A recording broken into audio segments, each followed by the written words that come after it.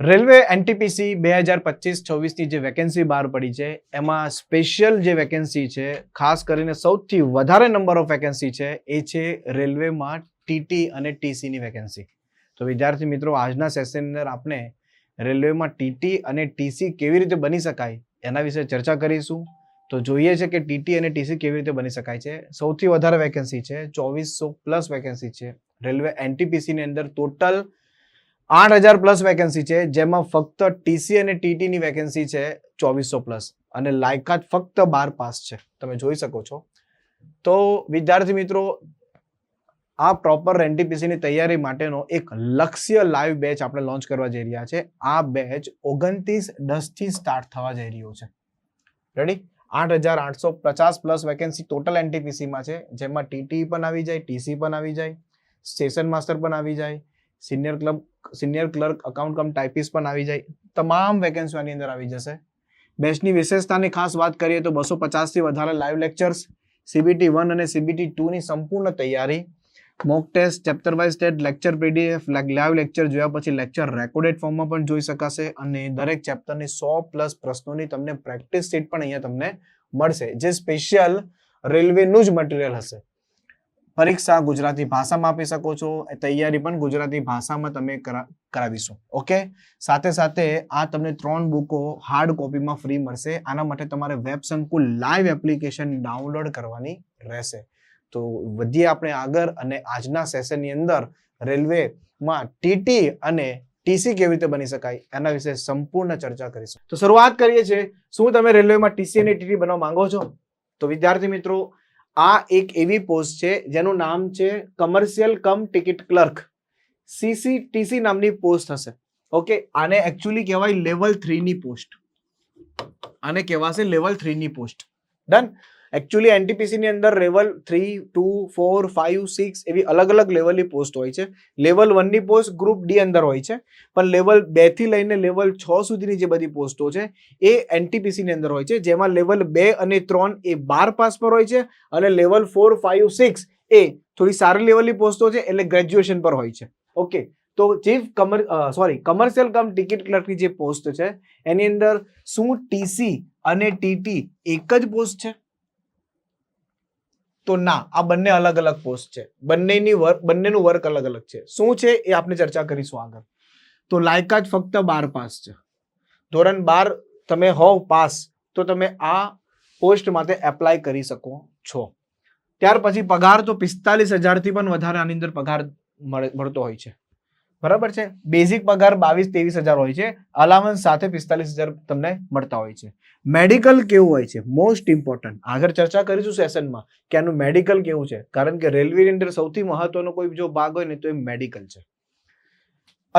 ઉંમર છે 18 થી 30 વર્ષ અને ST/SC હોય તો એજ રિલેક્સેશન મળશે 5 વર્ષનું અને OBC હોય તો તમને 3 વર્ષનું એજ રિલેક્સેશન આની અંદર મળશે.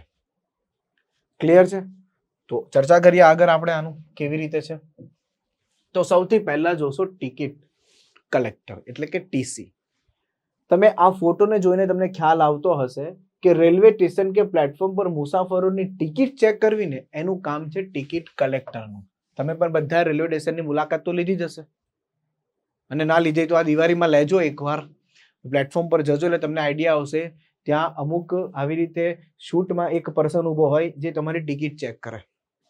આ ટિકિટ ચેક કર્યાનો મતલબ છે એ ટિકિટ કલેક્ટર છે, એ ટીસી છે. તો આ જે CCTC ની જે પોસ્ટ આવી છે, આ પોસ્ટની અંદર ટીસી નું કામ છે ટિકિટ કલેક્ટ કરવાનું, ટિકિટ ચેક કરવાનું કામ છે. તો પ્લેટફોર્મ પર ટિકિટ ચેક કરવાનું કામ કોણ કરે છે? ટીસી કરે છે. ત્યાર પછી તમે જોશો TTA, travelling ticket examiner. Travelling word use થયો છે એટલે સમજો ટ્રાવેલિંગ કરવાનું આવશે. હવે તમને ખ્યાલ હશે જ, તમે ટ્રેનમાં મુસાફરી પણ કરી હશે ને ના કરી હશે તો આ દિવાળીમાં કરજો. તો તમે ટ્રેનમાં મુસાફરી કરી હશે તો ટ્રેનમાં ટિકિટ ચેક કરવા માટે આવે, એને કહેવાય TTE.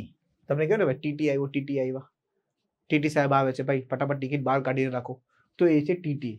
અને પ્લેટફોર્મ પર તમે ચાલતા હોવ, બરાબર, કાં તમે ટ્રેનનો વેઇટ કરતા હોવ, ક્યાં તમે પ્લેટફોર્મ પર બેઠા હોવ, તો ત્યાં આવીને તમારી પાસે જો ટિકિટ ચેક કરે, ક્યાં તમે જતા હો તમને પકડીને ટિકિટ ચેક કરે, એને કહેવાય ટિકિટ કલેક્ટર, TC. ઓકે, અને ટ્રેનની અંદર જે ચેક કરે એને કહેવાય TTE. રેડી? તો ટ્રેનની અંદર મુસાફરોની ટિકિટ ચેક કરવી એને કહેવાશે TTE. નાઉ ડન. તો આની વેકેન્સી બહાર પડી છે, બહુ સારી લેવલની વેકેન્સી બહાર પડી છે. તો આ તમે જોઈ શકો છો, એનું નોટિફિકેશન છે. ઓકે, આ નોટિફિકેશન છે, બરોબર. 3050 વેકેન્સી ટોટલ 12 પાસ પર છે. એની અંદર કમર્શિયલ કમ ટિકિટ ક્લર્કની આ વેકેન્સી તમે જોઈ શકો છો. એનો બેઝિક પે છે 21,700 અને એલાવન્સ સાથે વાત કરું તો 45,000ની આસપાસ આની સેલરી છે. 18 થી 30 વર્ષના વિદ્યાર્થીઓ એપ્લાય કરી શકે છે. ઓકે, બીજી વસ્તુ ખાસ, ફોર્મ ક્યારથી ભરાવાના છે? તો આના ફોર્મ 28 તારીખથી ભરાવાના છે. કઈ તારીખથી? 28/10/2025 થી ફોર્મ ભરાવાના છે. અને લાસ્ટ ડેટ છે 27/11/2025. લાસ્ટ ડેટ છે 27/11/2025. આ ફોર્મ ભરવાની તારીખ છે, આ ફોર્મની લાસ્ટ ડેટ છે. તો આ 1 મહિનામાં ફોર્મ ભરાશે. આ 1 મહિનામાં ફોર્મ ભરાશે. બીજી પણ 12 પાસ પર અલગ અલગ વેકેન્સીઓ છે, અલગ અલગ પોસ્ટ છે. અકાઉન્ટ ક્લર્ક કમ ટાઈપિસ્ટ, જુનિયર ક્લર્ક કમ ટાઈપિસ્ટ અને ટ્રેન ક્લર્ક, બરાબર છે. આ 3 બીજી પણ અલગ અલગ પોસ્ટો છે. પણ સૌથી વધારે વેકેન્સી આ CCTC માં છે. આની અંદર લગભગ 2400+ વેકેન્સી છે. કુલ વેકેન્સી 3050 છે. સમજો, કુલ વેકેન્સી 3050 છે 12 પાસ પર. 12 પાસ પર કુલ વેકેન્સી 3050 છે, જેની અંદર CCTC ની વેકેન્સી 2400 છે. બહુ સારા લેવલ પર વેકેન્સી છે. આ ઓલ ઓવર ઇન્ડિયાની વેકેન્સી છે. અમદાવાદ ઝોનની વેકેન્સી અલગથી આવશે, મતલબ આની અંદર જ આવશે, એની અલગથી વેકેન્સી બતાવશે કે ભાઈ અમદાવાદ ઝોનમાં કેટલી વેકેન્સી છે. ટૂંકમાં CCTC માં જો વધારે વેકેન્સી છે તો સીધી વસ્તુ છે, અમદાવાદ વેસ્ટર્ન ઝોનમાં આવે એમાં પણ વેકેન્સી આવશે વધારે. ચાલો આગળ વધીએ. હા, તમે જોઈ શકો છો આની અંદર કમર્શિયલ કમ ટિકિટ ક્લર્ક 2400+ વેકેન્સી. હમણાં જ મેં તમને કીધું 3058 વેકેન્સી ટોટલ છે, એમાં 2400+ CCTC ની વેકેન્સી છે, જેમાં TT અને TC બંને એપ્લાય કરીશ, મતલબ બંને માટે છે આ, બરાબર. અકાઉન્ટ ક્લર્ક કમ ટાઈપિસ્ટ, જુનિયર અને ટ્રેન ક્લર્કની વેકેન્સીઓ થોડી ઓછી છે. રેડી? તો તમે જ્યારે પણ પોસ્ટ પ્રેફરન્સ આપો ફોર્મ ભરતી વખતે, ત્યારે આને પહેલા પ્રેફરન્સ આપી દેવાનો, બરાબર છે. ત્યાર પછી તમે આને પ્રેફરન્સ અને છેલ્લે આને પ્રેફરન્સ આપી શકો છો.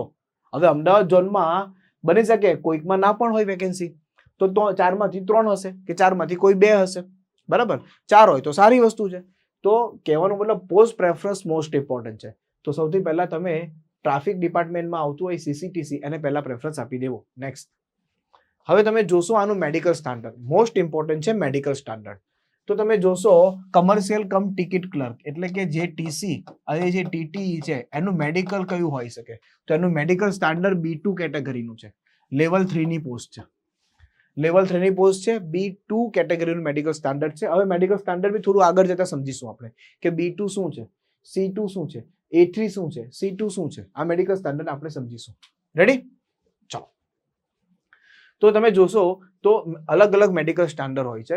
એકચ્યુઅલી જોવા જઈએ તો મેડિકલ સ્ટાન્ડર્ડ A1 થી ચાલુ થાય, બરાબર છે. A1 A2 મેડિકલ સ્ટાન્ડર્ડ આવે, બરાબર છે. A1 A2 અને A3 મેડિકલ સ્ટાન્ડર્ડ છે.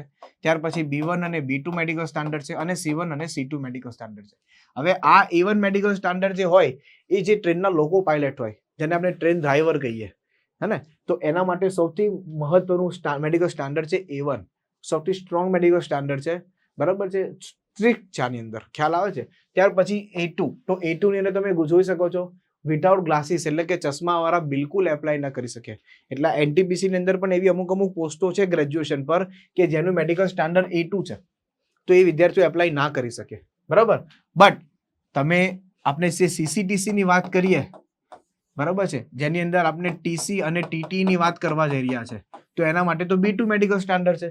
તો B2 મેડિકલ સ્ટાન્ડર્ડ આપણે જોઈએ તો with 6/9 6/10 with or without glasses, બરાબર છે. એટલે ચશ્મા વાળા અને ચશ્મા વગરના બંને એપ્લાય કરી શકે છે. ચશ્મા વાળા પણ એપ્લાય કરી શકે છે, ચશ્મા વગરના તો કરી શકે છે. ચશ્મા વાળા એપ્લાય કરી શકે છે. તો બીજી વસ્તુ, એનો જે પાવર છે, power of lens not exceed 4 dioptre, બરોબર છે. 4D થી વધારે લેન્સનો પાવર ન હોવો જોઈએ. ખ્યાલ આવે છે? 4 ડાયોપ્ટર થી વધારે ન હોવો જોઈએ. આ એનું મેડિકલ સ્ટાન્ડર્ડ છે. બીજી વસ્તુ, નિયર વિઝન, બરાબર છે. With or without glasses when reading or close work is required, બરાબર. એટલે તમને પ્રોપર નજીકનું દેખાવું જોઈએ, બરાબર. ચાલો must pass test for binocular vision. બરાબર છે, બાયનોક્યુલર વિઝન પણ તમારે પાસ કરવું છે. તમને કલર ઓળખતા આવડવું જોઈએ, તમારી આંખો ત્રાસી પણ ન હોવી જોઈએ. આટલી વસ્તુ તમારે ખાસ આમાં ધ્યાનમાં દેવાનું છે. આ છે B2 મેડિકલ સ્ટાન્ડર્ડ. તો CCTC માટે B2 મેડિકલ સ્ટાન્ડર્ડ એટલે કે અમુક વિદ્યાર્થી એમ કે સાહેબ ચશ્માવાળા વિદ્યાર્થી એપ્લાય ના કરી શકે, તો ચશ્માવાળા વિદ્યાર્થીઓ આમાં એપ્લાય કરી શકશે. રેડી? જેને ચશ્મા છે એ પણ એપ્લાય કરી શકશે. એક્ઝામ પેટર્ન જોઈ લઈએ. તો એક્ઝામ પેટર્નની વાત કરીએ તો એની અંદર તમે જોશો કે જનરલ અવેરનેસ એટલે કે સામાન્ય અભ્યાસ 40 પ્રશ્નો છે, ગણિતના 30 પ્રશ્નો છે, રીઝનિંગના 30 પ્રશ્નો છે, ટોટલ 100 પ્રશ્નો છે અને 90 મિનિટનો સમય છે. એક્ઝામ ગુજરાતી ભાષામાં તમે આપી શકો છો. એક્ઝામ ગુજરાતી ભાષામાં તમે આપી શકો છો. અલગ અલગ ભાષામાં આપી શકો છો, બટ ગુજરાતમાં તમે ગુજરાતી ભાષામાં પણ આપી શકો છો અને 18 સ્ટેટથી એપ્લાય કરો ને ત્યાં પણ તમારે ગુજરાતી ભાષામાં આપવું તો તમે આપી શકો છો. એકચ્યુઅલી આમાં છે ને વેકેન્સી ઝોન વાઇઝ હોય છે, સ્ટેટ વાઇઝ નથી હોતી.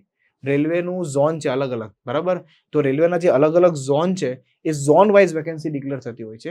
રેડી? આપણો અમદાવાદ ઝોન લાગશે, વેસ્ટર્ન ઝોન લાગે. ઓકે, તો એની અંદર તમે આ એક્ઝામ આપી શકો છો CBT1. બીજી વસ્તુ, CBT2B એક્ઝામ પેટર્ન તમે જોશો તો 50 પ્રશ્નો GS ના છે, ગણિતના 35 છે, રીઝનિંગના 35 છે, ટોટલ 120 પ્રશ્નો છે અને 90 મિનિટનો આમાં પણ સમય આપવામાં આવેલો છે. રેડી? સમય બેવમાં એક સરખો છે, ખાલી આમાં થોડા 10 પ્રશ્નો વધારે અને આમાં 5 પ્રશ્નો વધારે છે. CBT1 તૈયારી બેવની સાથે જ કરવાની હોય છે, અલગ અલગ તૈયારી નથી હોતી. બરાબર? પહેલી વસ્તુ આ પણ MCQ બેઝ એક્ઝામ છે, બીજી વસ્તુ આ પણ MCQ બેઝ એક્ઝામ છે અને આ એક્ઝામથી આ એક્ઝામ વચ્ચે ખાલી 1 મહિનાનો સમય હોય છે, વધારે પણ સમય નથી આપતા. રેલવે વધારે સમય નથી આપતા, એટલે કે તૈયારી હંમેશા CBT1 અને CBT2 ની સાથે જ કરવાની છે, અલગ અલગ તૈયારી કરવાની હોતી નથી. રેડી? આગળ વધીએ. રેલવે NTPC ની એક્ઝામની આપણો સિલેબસ જોઈ લઈએ. તો એક્ઝામનો જે સિલેબસ છે એની અંદર તમે જોશો તો ગણિતના બધા જ મોસ્ટ ઇમ્પોર્ટન્ટ ચેપ્ટરો જે નોર્મલ પૂછાતા હોય છે તમે જોશો તો ભાગોસભા છે, સંખ્યા પદ્ધતિ છે, કાર્ય સમય છે, સમયાંતર ઝડપ છે, સાદું ચક્રવૃદ્ધિ વ્યાજ છે, બરાબર છે, પાઇપ એન્ડ સિસ્ટમ છે, મતલબ કે નર અને ટાંકી છે, એ બધા ગણિતના ચેપ્ટરો છે.